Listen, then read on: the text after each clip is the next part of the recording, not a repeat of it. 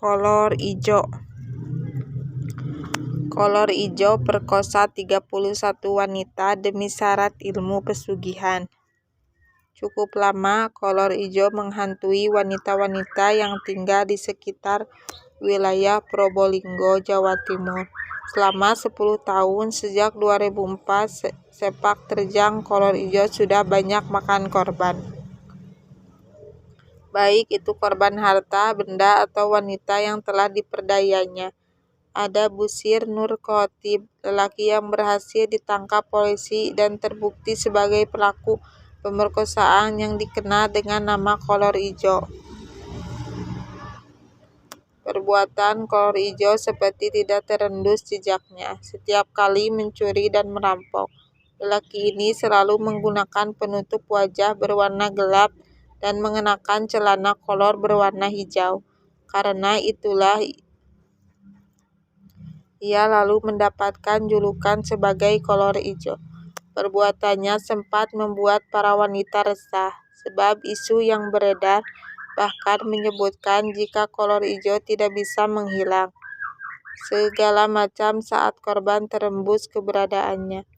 Meski mengaku melakukan pekerjaan kotornya seorang diri, Nur Khotib yang tercatat sebagai warga desa Pos Hangit, Lor, Kecamatan Wonomerto, Kabupaten Probolinggo, Jawa Timur ini dikenal piawai dan teliti dalam setiap aksinya.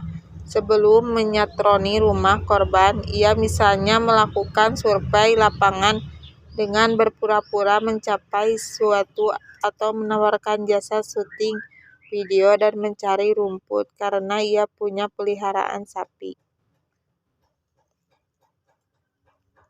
Ia mengamati gerak-gerik penghuni rumah yang akan disatroni.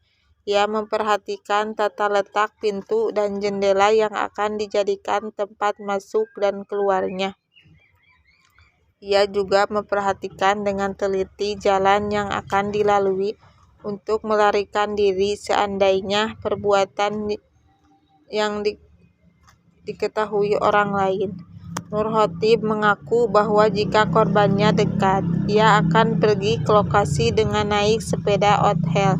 Namun jika jauh, ia akan menyewa jasa tukang ojek untuk mengantarkan ke lokasi dan meninggalkannya. Dan yang tak kalah penting adalah rumah yang akan disatroni harus ada penghuni perempuannya, sebab ini merupakan bagian terpenting dan selalu menjadi akhir pelampiasan nafsu bejatnya dalam setiap aksinya. Ketetian kolor ijo tak hanya itu.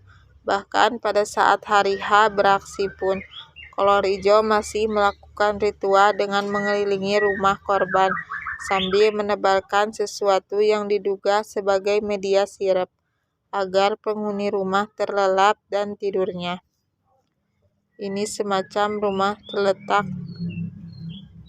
yang memang fungsinya membuat seluruh penghuninya rumah tertidur pulas, meski rumahnya dimasuki dan diporak-porakan untuk diambil barang-barangnya.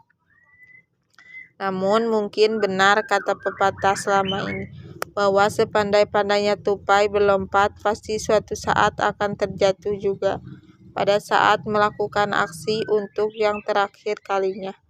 Usai mengambil barang-barang berharga dan membawa penghuninya perempuan ke tengah persawahan, kolor ijo ini entah sengaja atau tidak, ia membuka penutup kepalanya sehingga korban mengenalinya. Terakhir pelaku beraksi pada Minggu dini hari, tepatnya di sebuah komplek perumahan di Kecamatan Kademangan, Kota Probolinggo, dan aksinya malam itu.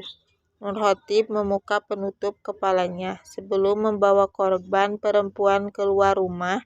Dengan demikian, korban sempat melihat wajah pria yang memiliki 3 anak tersebut. Berdasarkan keterangan korban, polisi kemudian menyusun sketsa wajah pelaku. Sebelumnya, polisi sebenarnya telah mencurigai 5 orang yang dicurigai sebagai pelaku. Dari proses pembuatan sketsa ini, lantas diketahui jika mendekati wajah Nur Khotiib yang ada dalam foto yang telah dikantongi polisi. Untuk semakin meyakinkan, polisi juga sempat menyamar menjadi salah seorang pasien.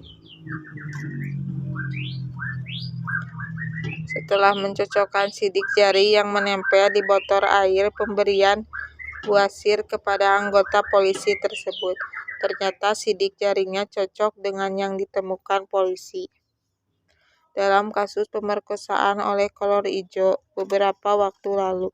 Selain itu, polisi melacak pelaku setelah ponsel milik korban ternyata masih aktif dan dipegang Bouassir. Dari situlah polisi melakukan penangkapan terhadap lelaki ini. Bouassir Nur Khotiib mengaku telah memperkosa dan merampok 31 wanita, mulai gadis hingga ibu-ibu. Hal itu dilakukan selama rentang waktu 10 tahun.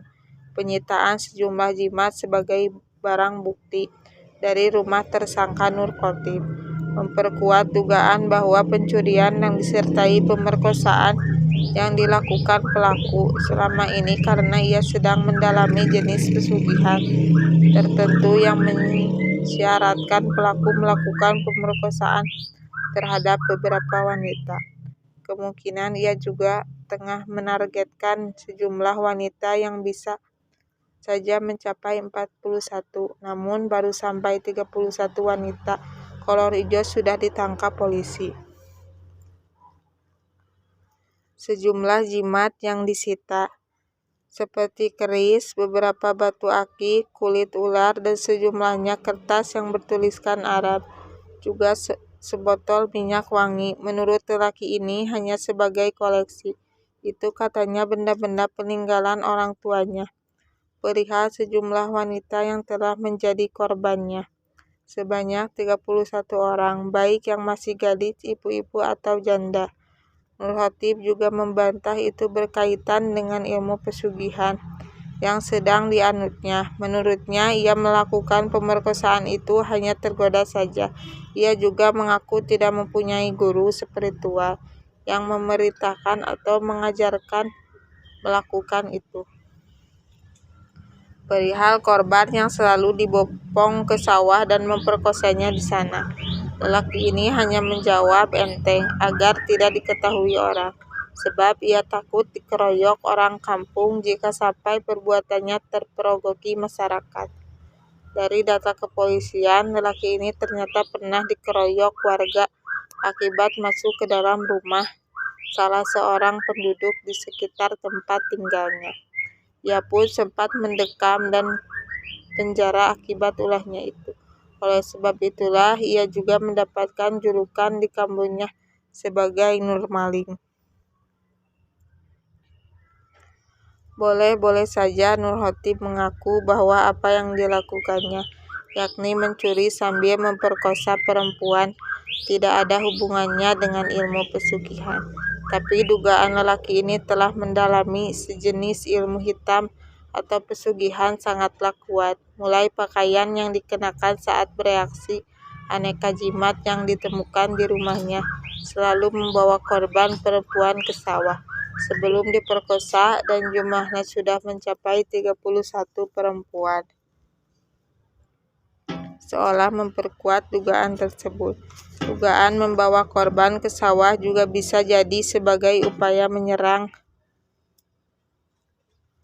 kekuatan gaib, bisa dari alam atau dari bulan purnama, yang dipercaya untuk energi positif jika sedang bersinar terang.